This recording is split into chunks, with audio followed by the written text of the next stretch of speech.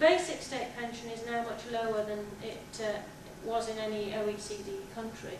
But if you add up the occupational pensions that are available, we do pretty well.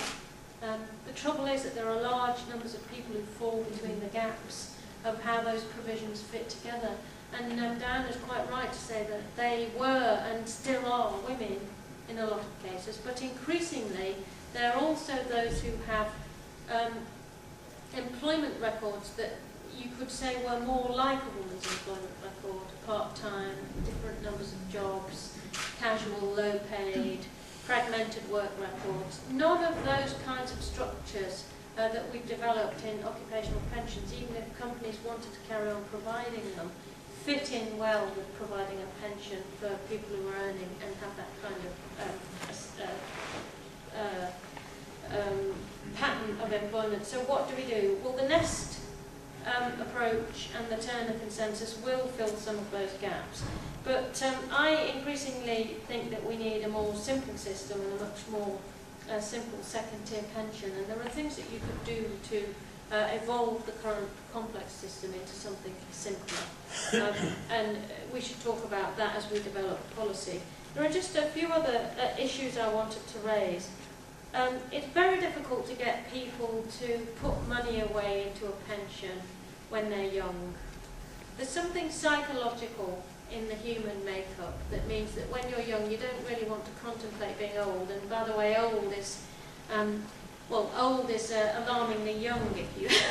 If you talk to some young people about how they would define being old, you'd be a bit worried, I think, by the numbers they come out with. But I used to go around when I was pensions minister asking younger people how many years after their retirement age they thought that they would live. And it was 5-6 years. Nobody had any idea that it was on average 20, 25 going on. And so people just don't want to think about it, they don't want to focus on it. We live in a very consumer-orientated society where the most sophisticated communicators that exist in our society get paid large amounts of money in advertising revenues to encourage people to spend all the money they have immediately. Certainly not to put it away or save it, and spend more than they have immediately. And then people complain after ordinary members of the public get barraged with that kind of propaganda about consumption. People complain that they do what the advert suggested: consume. So we have to have a pretty major change in our approach to a consumer society and saving over a lifetime, rather than thinking much more short-term if we're going to attack that. And I don't think it's good to find yourself in a situation where the pensions promise itself is being weakened, because that adds to the uncertainty that people feel about whether it's worth their while saving. And this new government have weakened the pensions promise significantly over the summer in which they've been in power to date. The move from from RPI to CPI is a huge and sneaky change, which piles up costs and losses for those that are trying to save into pensions, year on year on year, far into the future. We know that statistically CPI has to be 1% lower than RPI just because of the way that it's made up as an index. If you look at the Office of Government Budget Responsibilities forecast for the next 5 years, they forecast CPI being at least 1.5% lower than RPI year on year into the future for that forecasting period, and that will carry on. And the specious argument that's being used by this government for making that change is that pensioners don't have housing costs. Well, their justification for that is that 70% of people who are pensioners own their own home and they've paid their mortgage off. But I come across lots of pensioners who own their own home who have housing costs. And obviously there are the 30% that don't live in their own home, not all of whom can have all of their rent paid by housing benefit, especially by the time this bunch have finished reducing housing benefit payments and putting more ceilings on it and making it harder for people to make their rent. So that is a huge issue, as is the sudden and arbitrary increases that we're told are coming in retirement ages.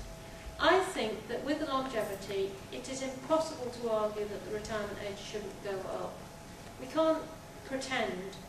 We all want to get to age 60 or 65. We expect to get to age 60 or 65 in relatively good health now, and we're not looking to sort of hang up our boots as soon as we get to that age. Many, many people live well beyond that age in good health, and many of them want to have the choice to carry on working. And so I welcome the fact that the default retirement age is going. It was an announcement I wanted to make earlier than I managed to get to make it when I was Minister. But we also have to realise that retirement ages will go up.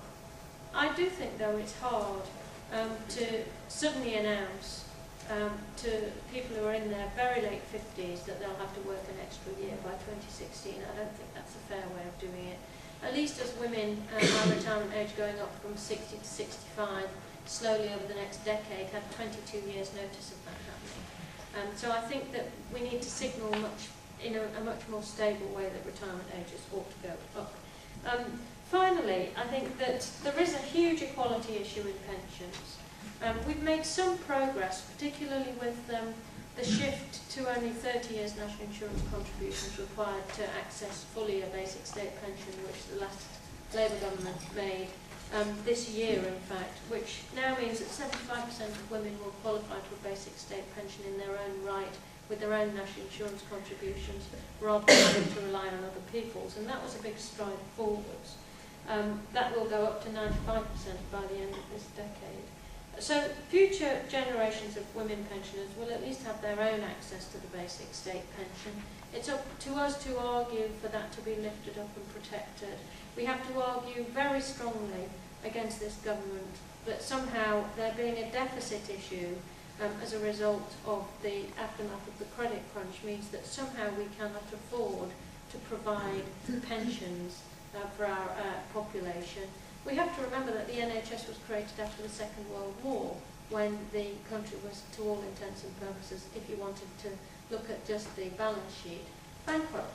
There's a lot that you can do in tough and difficult times to improve social policy, and we must expose this government for trying to use it as an excuse for backwards moves and retreats, which will take us back to a welfare system, I think, that is pre-war.